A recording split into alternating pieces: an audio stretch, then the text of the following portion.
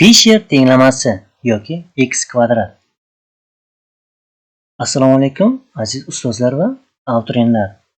Bugungi darsimiz Fisher tenglamasi haqida. Fisher tenglamasi yoki x kvadrat metodining mohiyati shundan iboratki, kuzatilgan va kutilgan natijalar orasidagi farq tasodifiy yoki muqarrar ekanligini tushunishdan iborat. Buning uchun ozodlik darajasi va ehtimollikni tushunib olishimiz kerak bo'ladi. Demak, ozodlik darajasi jadvalimizning vertikal yo'nalishida, ehtimollik darajasi esa gorizontal yo'nalishda joylashgan bo'ladi. Ehtimollik yo'nalishi nima narsa? Ehtimollik 0.99, 0.95, 0.8, 0.5 demak, birinchi qatorlik ehtimollik darajasi haqida ma'lumot beradi.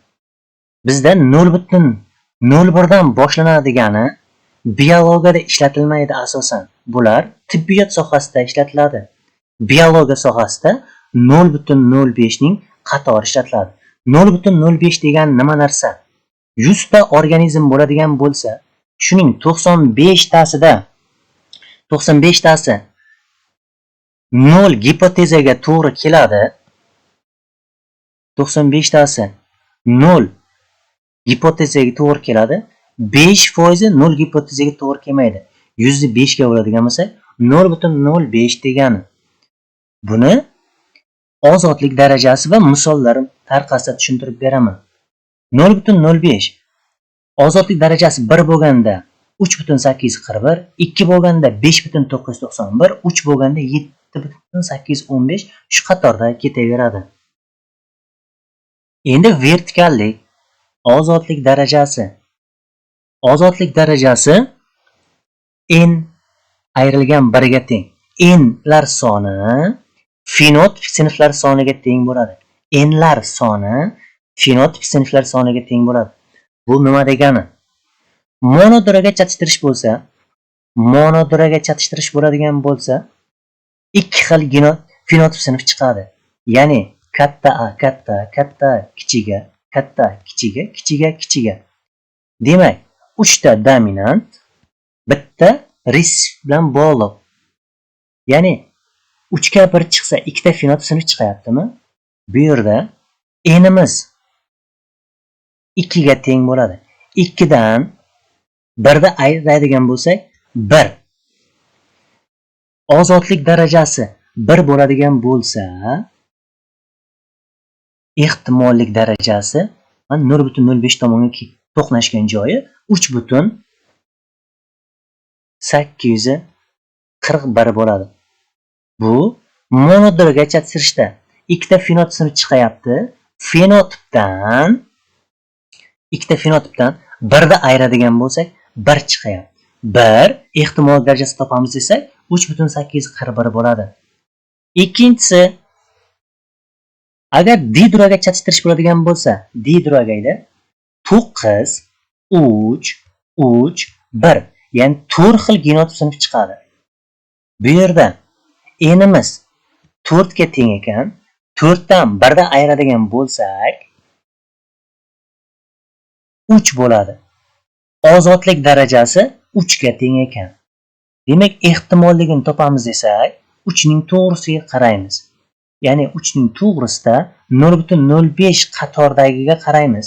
7.815. Endi bu yerda shu narsani tushuntirib berishim mumkin.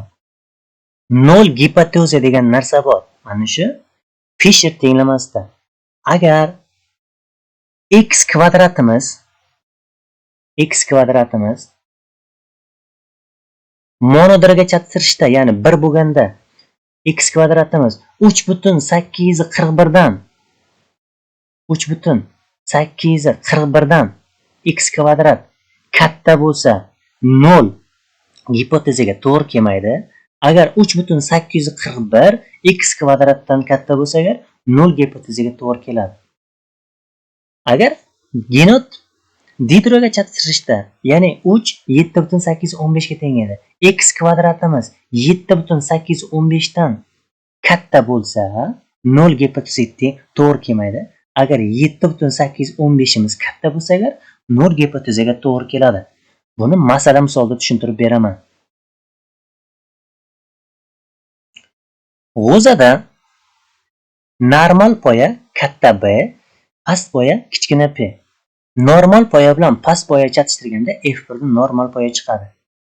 F1 avlodlar o'zaro chatishtirilganda esa 4 xil organizm chiqadi. 4 xil, ya'ni 3 ta normal poya, bitta past poya. Masala shartni yozib olgandan keyin biz mana narsani bilib olishimiz kerak. 7 ta qator chizib olamiz. 7 ta katak. 7 ta katak. 1, 2, 3, 4, 5, 6, 7 ta qator. Bu tomonni topamiz desak agar, bu tomonni qanday chizamiz? Bu tomon hozir ikkita organizm berilgan. Ya'ni ikkita organizm normal va past deyilgan. Mana 3 ta normal, bitta past. Ikkita sinf bo'lyaptimi? Mana ikkita sinf uchun alohida va jami uchun bitta. 3 ta bo'lyapti. Agar 4 ta bo'lganda, 4 ta sinf chiqadigan bo'lganda 1, 2, 3, 4 ta chizamiz. Undan tashqari jamiga ham bitta chizamiz. Uni keyin tushuntirib beraman. Bu misolda bir tushuntirib olaylik.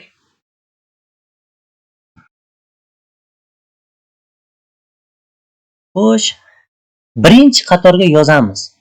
Olingan avlod. Birinchi qatorda mana birinchi qator tashlaymiz bunga. Keyingi qatorda olingan avlod. Olingan avlod P harfi bilan belgilaymiz. Keyingi qatorga kutilgan nisbat, ya'ni kutilgan nisbat 3 ga 1 maniki. 3 ga 1. Olingan avlod degani mana F2 da 130 ta normal bo'yli, 50 ta past bo'yli olingan bo'ldi. Masala sharti berilgan bo'ladi. Yig'inda 180 bo'ladi. Qo'shamiz ikkalasini. Kutilgan nisbat 3 ga 1 edi. Yig'inda jami 4 edi. Endi nazariy jihatdan kutilgan avlod Q harfi bilan belgilanadi. Nazariy jihatdan kutilgan avlod Q. Buni qanday topamiz desak, jami 180 bor edi. 3 ga 1 da qo'shsak 4 bo'ladi. 180 ni 4 ga bo'ladigan bo'lsak 45 bo'ladi. Mana 45. 3 ga 1 edi. 3 ni 45 ga ko'paytiradigan bo'lsak 135. Mana 3 ning tagidan 135 yozdim. Keyingisi 1 edi. 1 ni ko'paytiramiz 45 ga 45 bo'ladi. 135 ga 45 ni qo'shsak 180. Endi farq. Olingan avlod P dan Q ni ayiradigan bo'lsak D chiqadi. D farq. Olingan avlod kam bo'lsa, mana 130 dan 135 ni ayiradigan bo'lsak -5. 50 dan 45 ni ayiradigan bo'lsak 50 katta. Bu +5 chiqadi. Bu minus bilan plus hech narsani anglatmaydi. Endi D ni topib oldik. Normal bo'yida ham 5 ekan, past bo'yida ham 5 ekan. D kvadrat. D 5 midi? 5 ning kvadrati 25, 5 ning kvadrati 25. Bizga bu ikkalasi kerak emas. Endi x kvadrat yoki D kvadrat chiziqcha quni topish. D kvadratimiz 25 edi. Qimiz 135. Mana D kvadratni qga bo'ladigan bo'lsa 0,185 bo'ladi. Keyingisi D kvadratimiz 25, 45 ga bo'ladigan bo'lsak 0,555. Ikkalasini qo'shib olsak x kvadratimiz 0,74 ekan. X kvadratimiz. Bu yerda yana tushuntirib ketganman. Ozodlik darajasi n1, ya'ni n dan 1 da ayiramiz. N fenotip sinflar soni 1 da ayiramiz. 3 ga 1 bo'ladigan bo'lsa, ikkita sinf bor. Bittasi 3, bittasi 1. 3 dan 1 da ayirsak, 1 degani boya tushuntirdim. 3,841 ekan.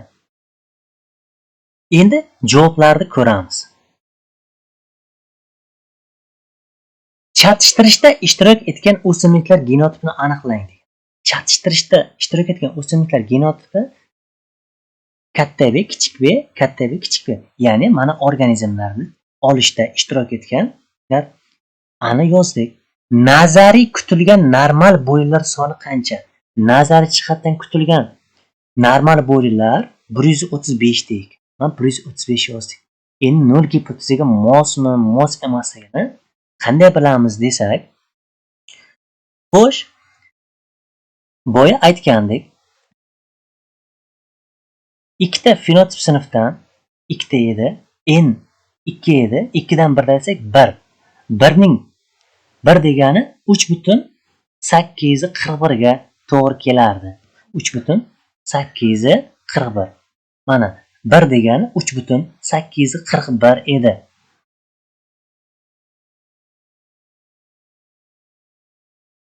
Demak, x kvadratimiz 0,74 ekan. Birimiz 3,841 ga to'g'ri keladi. X kvadratimizdan 3,841 katta ekan. Bu tomon x kvadratdan katta bo'ladigan bo'lsa, 0 gipotezaga mos keladi. Oxirgisiga so'rayapti, x kvadratimiz nechaga teng? 0,74 bo'ladi.